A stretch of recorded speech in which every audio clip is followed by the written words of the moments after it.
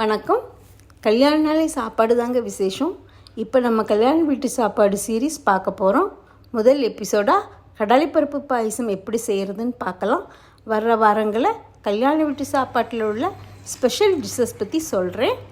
உங்களுக்கு ஏதாவது சஜஷன் இருந்தால் சொல்லுங்கள். ஃபுல் வீடியோவை ஸ்கிப் பண்ணாமல் பாருங்கள். சேனலை சப்ஸ்கிரைப் பண்ணி சப்போர்ட் பண்ணுங்கள்.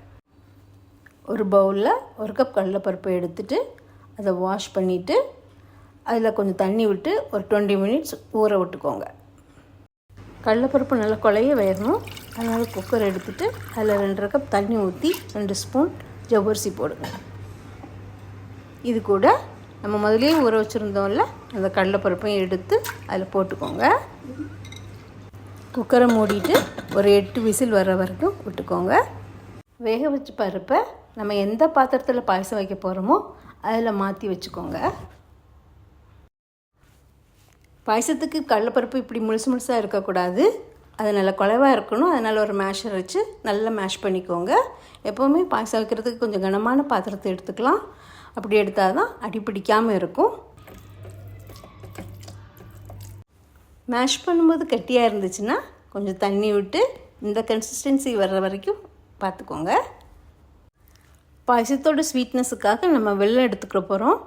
அதை நம்ம பேனில் போட்டுட்டு அதை கரையிறதுக்கு கொஞ்சம் தண்ணி ஊற்றிக்கலாம். அப்புறம் கேஸ் ஆன் பண்ணிவிட்டு கொஞ்சம் மிக்ஸ் பண்ணி விட்டுக்கோங்க.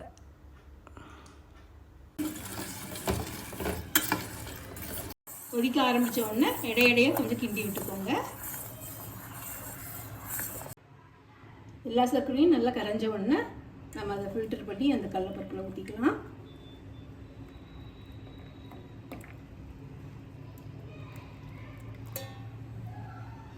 பாகு நல்லா கடலைப்பருப்போடு மிக்ஸ் ஆகிற வரைக்கும் நல்லா கிளறி விட்டுட்டே இருங்க. பருப்பு அடியில் தங்கிடக்கூடாது. அதனால் அடிக்கடி இது மாதிரி கிளறி விட்டுக்கிட்டே இருக்கணும். நல்லா கொதிக்கிறது வரைக்கும் இப்படி கிளறி விட்டுட்டே இருங்க. இந்த கடலைப்பருப்பு கொஞ்சம் ஒரு 5 to 10 மினிட்ஸ் கொதிச்சுட்ருக்கட்டும். அப்போ தான் அந்த கடலைப்பருப்பில் நம்ம சர்க்கரை போட்டது ஏற்கும். அதுக்கடையில் நம்ம பால் எப்படி எடுக்கிறதுன்னு தேங்காய் பால் எப்படி எடுக்கிறதுன்னு பார்க்கலாம். தேங்காய் பால் எடுக்கிறதுக்கு மிக்சியில் தேங்காயை போட்டுட்டு நம்ம அரைச்சி எடுத்துக்கலாம். இந்தளவு நல்லா நைஸாக அரைச்சி எடுத்துக்கோங்க. அதுலேருந்து முதல் பால் 2ஆம் பால் 2 எடுக்க போகிறோம். மிக்சியில் அரைச்சதை நம்ம ஃபில்டர் பண்ணி எடுத்தால் அதுதான் மொதல் பால். அது கொஞ்சம் திக்காக இருக்கும். அதே தேங்காயில் கொஞ்சம் தண்ணீர் விட்டு மிக்சியில் அரைச்சிட்டு ஃபில்டர் பண்ணி எடுத்தால் அதுதான் 2ஆவது தேங்காய் பால். கொஞ்சம் லைட்டாக இருக்கும். இது நம்ம தேங்காயிலேருந்து எடுத்த முதல் பால். அப்புறம் 2ஆவது அதே தேங்காயில் கொஞ்சம் தண்ணி விட்டு ஃபில்டர் பண்ணி வச்சுருக்கோம். அது 2ஆவது பால். இப்படி கொஞ்சம் திக்கானோன்னா நம்ம எடுத்து வச்சுருந்தோம்ல அந்த 2ஆவது பால் அதில் ஊற்றிக்கலாம். ஊற்றிட்டு இப்படி மிக்ஸ் பண்ணி விட்டுக்கோங்க. அது கூட கொஞ்சம் கொதிக்கணும். அடுப்பை கொஞ்சம் சிம்மில் வச்சுக்கோங்க. ஒரு 2 to 3 மினிட்ஸ் கொஞ்சம் நல்லா அந்த பால் விட்டோம்னா கொதிக்க வச்சுக்கோங்க. இடையில கிண்டி விட்டுக்கோங்க. அடி பிடிச்சிடக்கூடாது. ஸ்மெல் வந்துடும்.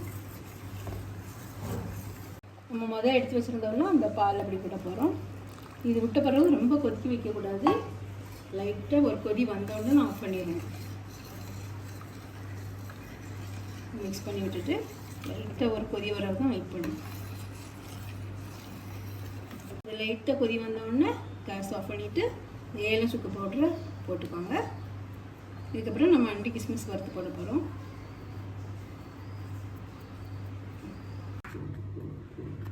தேங்காய் இப்படி பொடி பொடியாக வெட்டி வச்சுக்கோங்க.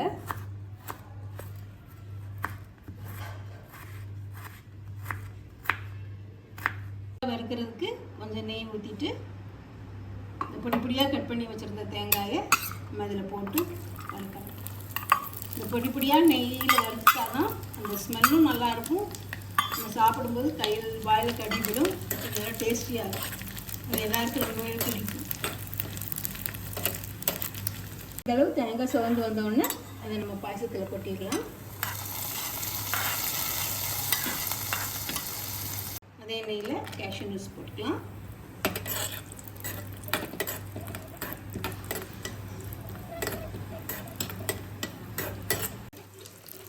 அதே இதில் கிஸ்மிஸும் போட்டுக்கோங்க. போட்டுட்டு வறுபட்ட உடனே நம்ம பாயசத்தில் கொட்டிடலாம். இந்த வறுத்து வச்ச கேஷ்யூ நட்ஸ் அப்படி கொட்டிடலாம். பாயசத்தில் இந்த நெய்யில் வறுத்தது இந்த ஏலக்காய் சுக்கு போட்டாலும் அதெல்லாம் பயங்கர ஸ்மெல்லாக இருக்கும். பட் டேஸ்டியாகவும் மணமாகவும். கல்யாண வீட்டு கடலைப்பருப்பு பாயசம் ரெடி ஆயிடுச்சு. ரொம்ப ஈஸியாக செஞ்சிடலாம். நீங்களும் வீட்டில் செஞ்சு பாருங்கள். ரொம்ப டேஸ்டியாக இருக்கும். சேனலை சப்ஸ்கிரைப் பண்ணி சப்போர்ட் பண்ணுங்கள். ஓகே, தேங்க்யூ, பாய்.